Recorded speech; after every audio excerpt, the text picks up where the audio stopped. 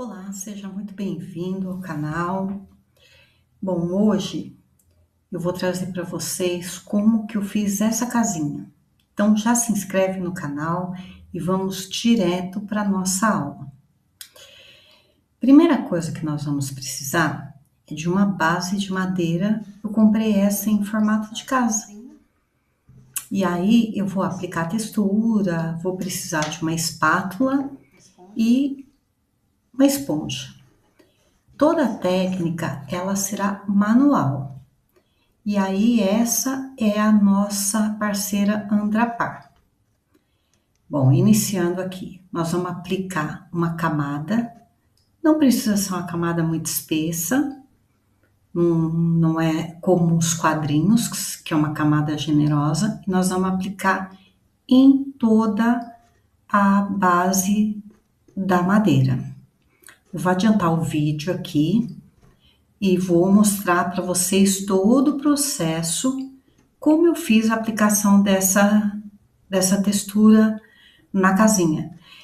Vocês estão vendo que não precisei fazer nenhuma base, né? Porque esse tipo de textura, ela não precisa de uma base por baixo, tá bom? Então vamos adiantar aqui para você ver como foi aplicado em toda a volta.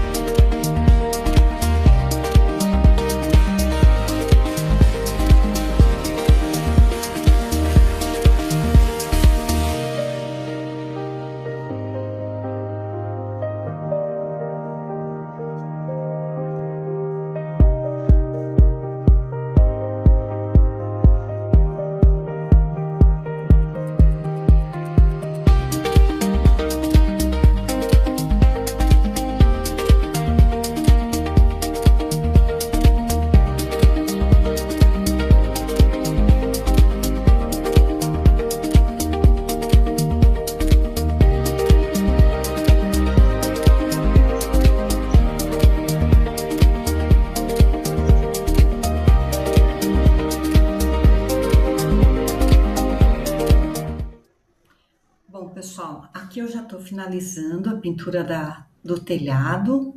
Lembrando que na descrição tem todos os materiais. Aqui eu utilizei tinta à base de água. Sempre utilizo tinta à base de água. Depois que essa casinha secar, eu vou passar uma lixa nesse friso, que aí vai ficar aquele efeito branco. E espero que você tenha gostado dessa aula. Peço que você se inscreva, deixa seu like, deixa um comentário, compartilha com alguém esse vídeo e ajude o nosso canal a crescer. Muito obrigado, eu agradeço a sua presença aqui no nosso canal e até a próxima aula.